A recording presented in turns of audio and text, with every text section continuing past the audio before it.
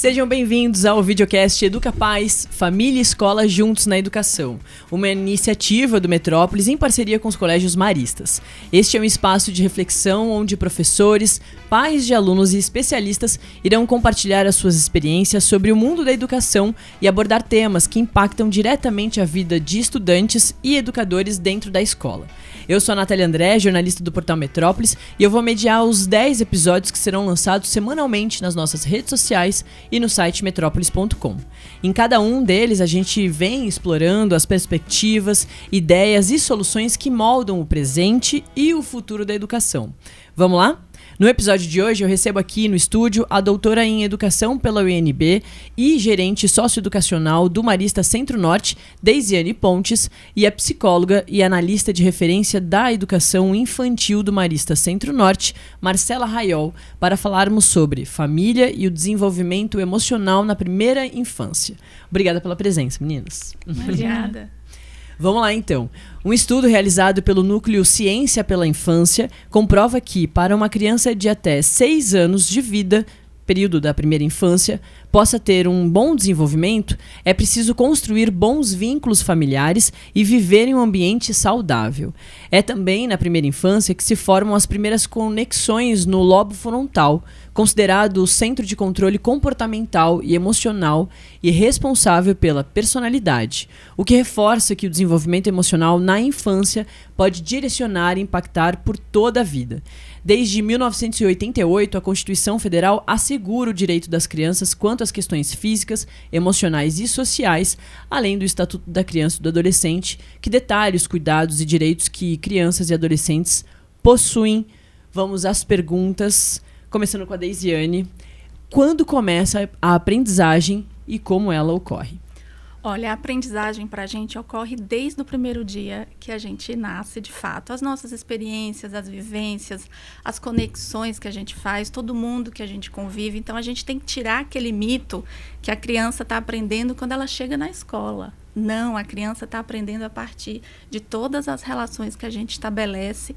E a primeira infância, isso que a gente chama dos 0 a 6 anos, é fundamental, essa fase de desenvolvimento. Então, a família é essencial.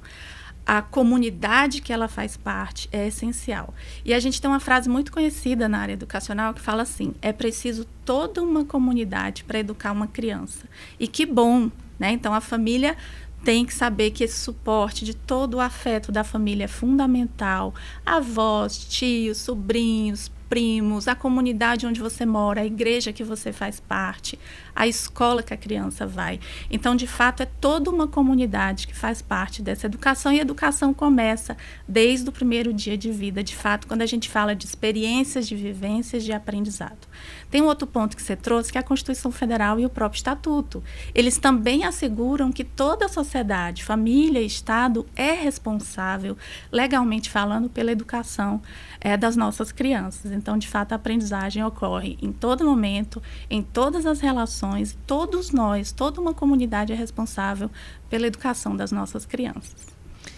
Como que os pais devem agir em cada fase de desenvolvimento, Marcela?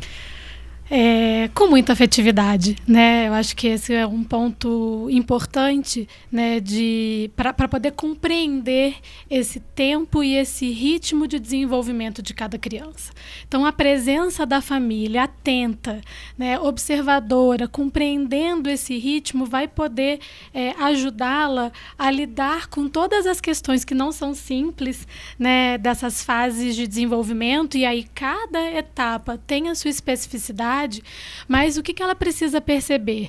Que o afeto, a presença, a compreensão, né, entender o ritmo de cada criança, de cada fase, né, de desenvolvimento, é fundamental para que ela possa agir com assertividade, né, e estabelecendo vínculos e relações afetivas saudáveis. Um ponto que é muito importante também, e que a família é fundamental, é que ela estabeleça junto com a criança rotinas, né, a partir de cada fase, né, de cada etapa da vida daquela criança. Então, uma rotina de uma criança de 2 anos é completamente diferente de uma rotina de uma criança de 10, de 11 anos, mas é importante que ela vá criando essas rotinas em casa, né, para que ela possa estabelecer relações de segurança, né, para que a criança possa, por meio dessa rotina, que é claro que não é uma rotina rígida, né, mas que a criança saiba o que vai acontecer. Então, quando ela tem uma rotina, ela sabe que ela vai almoçar naquele horário, ela sabe que depois ela tem o horário do brincar, ela sabe que depois ela vai para a escola. E o que isso traz? Isso traz uma segurança muito grande para a criança. Então, esse é um ponto que é super importante, algo que as famílias podem fazer e que ajuda muito nessa construção, né, nesse desenvolvimento.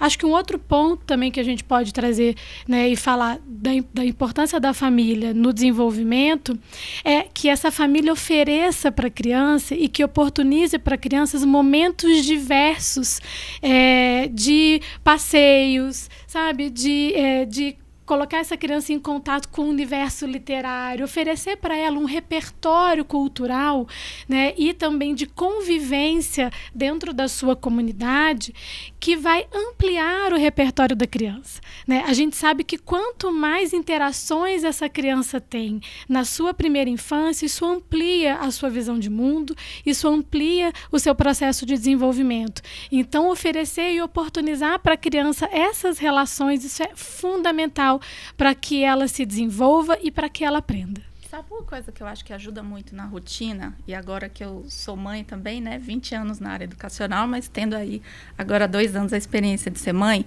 é justamente nesse processo de você acompanhar com olhar atento e cuidadoso a rotina, você vê o que sai da rotina, mas também observar isso sem uma rigorosidade a ponto de você como mãe ficar tão preocupado quando seu filho, por algum motivo, não desenvolveu bem naquele momento da alimentação ou não desenvolveu bem naquela atividade, né, que você está ali dentro da rotina. É observar e começar a ver quando que um novo padrão de comportamento surge, mas você como família acompanhar isso de forma também tranquila, cuidadosa, compreensiva. Então a rotina ela vai te ajudando a ver quando um novo padrão de comportamento no seu filho está vindo. E na escola do mesmo jeito, né?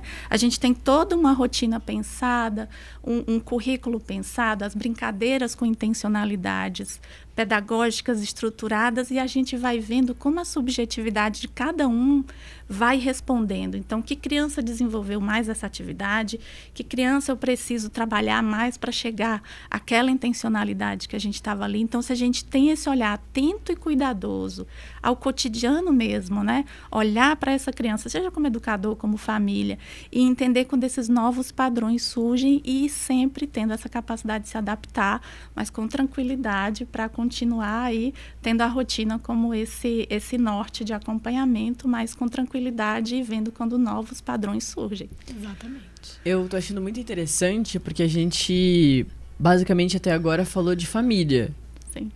Eu estou conversando com 2 mães. Sim. Mas vocês também trabalham dentro da escola. Então essa próxima pergunta é exatamente sobre isso. Qual que é o papel da escola nesse processo? Eu já entendo assim que vocês já jogaram algumas pistas sobre, por exemplo, a rotina.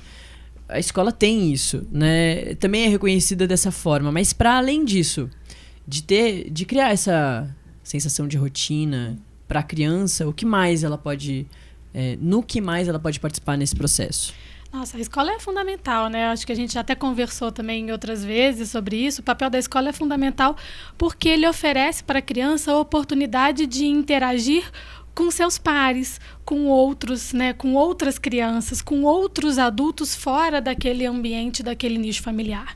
Então, o papel social e a função social da escola aí, ela é fundamental também para a ampliação desse repertório cultural que, né, a criança ela precisa nessa fase de desenvolvimento, nessa primeira infância. Então, é na escola que essa criança vai ter a oportunidade de conviver, de participar, de brincar, de se conhecer, né, de se expressar. E isso são os direitos, né, de aprendizagem que a Base Nacional Comum Curricular traz, e esses direitos eles são exercitados no cotidiano da escola. Então, tem um outro papel também, que eu acho que a escola ela é determinante, que é a escola ela tem profissionais qualificados para isso. O professor é esse grande mediador, né? Então, estar ali no ambiente onde tem um planejamento com uma intencionalidade pedagógica, né? Onde esse professor vai observar o ritmo, o tempo de desenvolvimento, vai perceber quais são os desafios que a criança precisa, que experiências, que atividades que essa criança, né, precisa desenvolver ali para ela alcançar e para ela ir se desenvolvendo, né, no seu desenvolvimento cognitivo, motor, afetivo, é fundamental, né? Você tem uma pessoa ali que vai organizar o ambiente para que ele se torne potente para essa criança se desenvolver. Então, esse é um diferencial da escola. Por isso, a escola ela é fundamental e de suma importância para o desenvolvimento da primeira infância. A gente, na educação infantil, tem uma ideia de que a criança vai para a escola só para brincar, né? Então, a criança vai lá para a educação infantil só para brincar.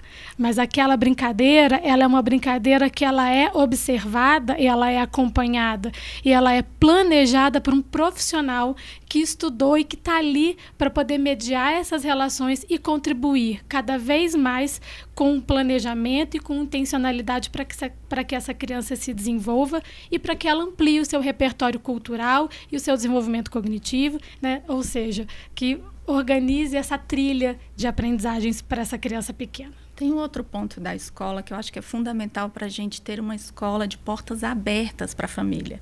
A família também precisa ter contato com os especialistas, tratar sobre temas que ela não estudou tanto como os nossos especialistas. Então, a gente pode promover momentos formativos, né? Eu acredito muito no momento das mostras culturais, nas mostras artísticas, científicas, onde os estudantes também apresentam para suas famílias tudo aquilo que eles aprenderam, que eles viveram, as experiências. Então, todos esses momentos, sejam momentos de conexão especialista com família individual, sejam momentos de reuniões pedagógicas mais coletivas, sejam momentos formativos para as famílias, quer dizer, sejam momentos que a gente promove também palestras e questões socioemocionais que hoje os nossos pais também precisam desse apoio formativo, e o próprio momento de conexão entre família, escola e estudante, todo mundo ali celebrando aquela aprendizagem que aconteceu com aquela turma, enfim, são todos momentos que eu acho que são responsabilidade da escola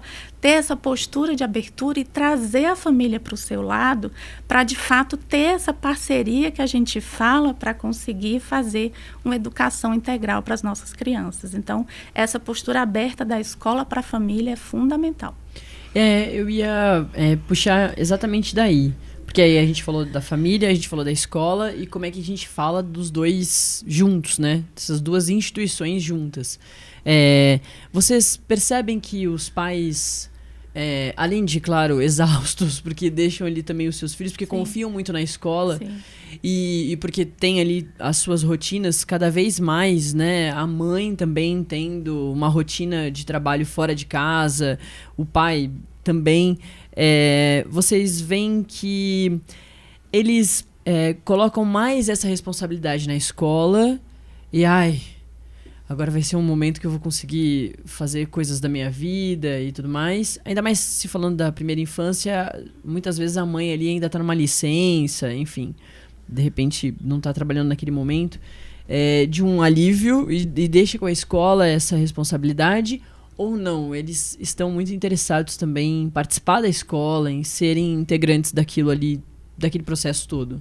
Na primeira infância, a gente vê uma proximidade muito grande da família com a escola. É uma relação de parceria mesmo. Nos nossos colégios, a gente tem muito forte o espírito de família. É um valor institucional. Então, para a gente trabalhar essa parceria é fundamental. Então, o pai, a mãe, todos eles estão ali muito atentos aos relatos do cotidiano que os professores fazem, o recebimento dos portfólios, dos relatórios, a presença na reunião de pais, ela é fundamental.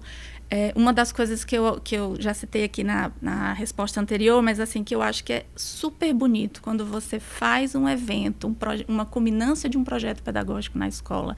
Essa família da primeira infância, ela vem completa. Muitas vezes vem o avô, vem a avó.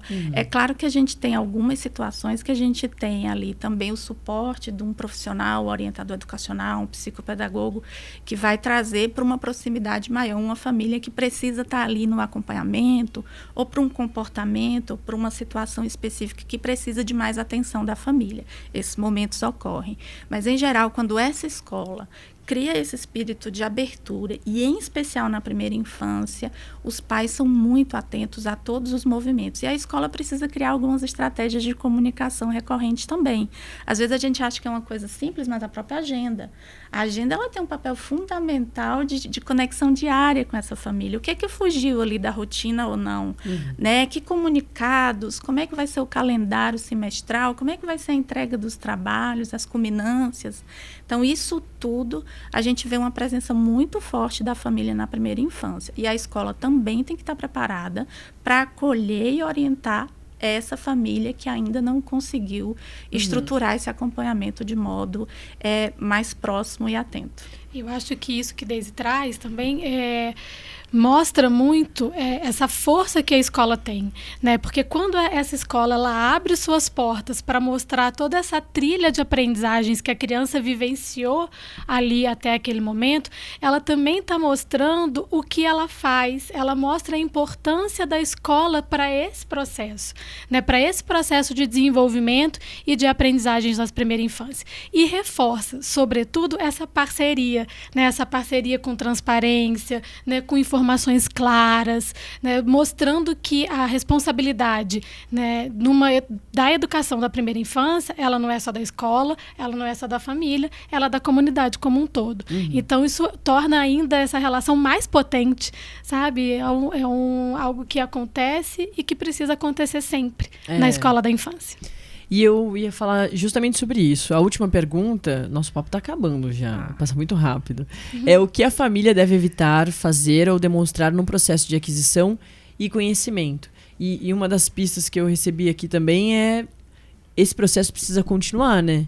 Não dá para a família acompanhar muito ali no comecinho e depois não ir acompanhando tanto. O que vocês podem acrescentar em relação a isso? Olha, um ponto fundamental é não estabelecer um padrão de ansiedade e comparativos. O que eu quero dizer com isso? Cada criança tem a sua subjetividade, a sua trajetória. Então, muitas vezes, algumas famílias apresentam um comportamento de ir comparando o filho mais velho com o filho mais novo, com o vizinho, com o sobrinho, né? No processo de letramento, no processo de socialização.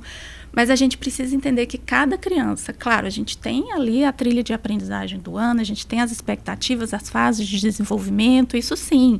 Mas cada criança, dentro do seu processo, vai estabelecer o como chegar a esse caminho e a essa trilha de aprendizagem, ou convivência, enfim, a todas as relações. Então, uma primeira dica que é fundamental é essa observação atenta.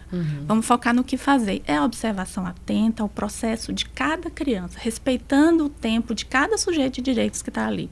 Então, comparar e jogar uma expectativa naquela criança a partir de um comparativo não é uma boa estratégia de modo nenhum. Então, a primeira coisa é realmente evitar essa ansiedade, essa frustração, essa expectativa a partir de comparativos de crianças diferentes. Cada uma vai ter ali o seu processo estabelecido. Eu acho que outro ponto fundamental que você já trouxe também, que as famílias estão com uma dificuldade de gestão do tempo, eu diria. Todos nós hoje vivemos num período muito acelerado, muito trabalho, muita demanda, muita rotina, muita coisa que nos sobrecarrega e muitas vezes interfere no nosso cotidiano familiar. Mas tem que ter tempo, tem que reservar um tempo. Muita gente está falando agora do tempo, de qualidade de tempo. Ok, tem que ter tempo. E o tempo dedicado, de fato, àquela interação que você está com o seu filho, com o seu estudante, enfim. Que esse tempo seja dedicado a isso. Um tempo focado, que você tenha essa rotina não só de trabalho, de pegar na escola, de conviver, mas de dialogar, de brincar.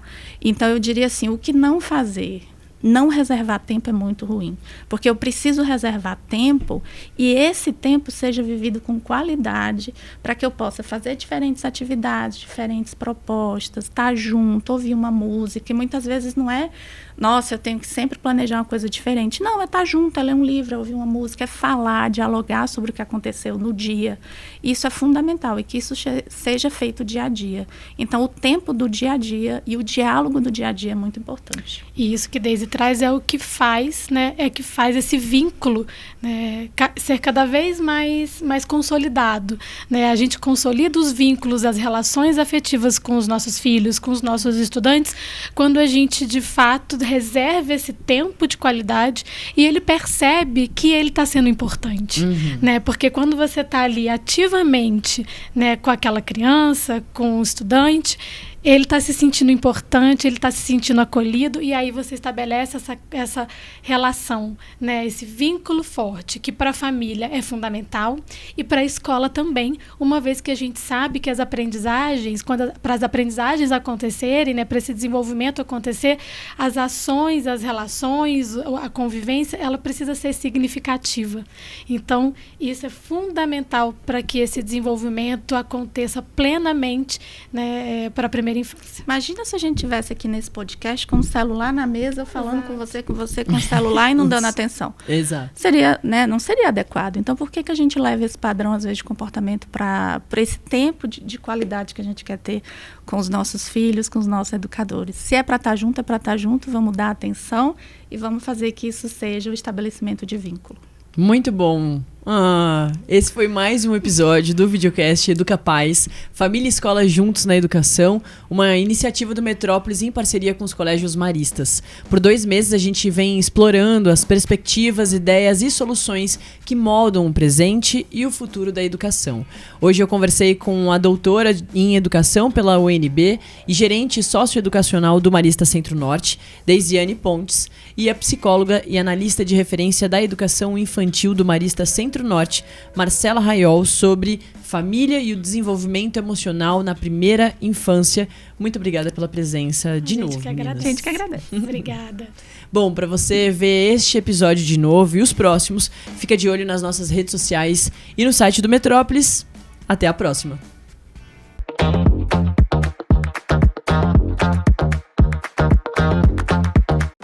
Enquanto a mente tenta explicar o mundo, o coração aproxima e acolhe. Quando a mente faz coisas que vão além da imaginação, o coração dá vida ao que estava escondido. Se a mente ajuda o corpo a ter disciplina, o coração faz tudo se mover em sintonia. Mas os resultados mais incríveis surgem quando os dois trabalham juntos. Colégios Maristas, mentes atuais, corações atemporais, matrículas abertas.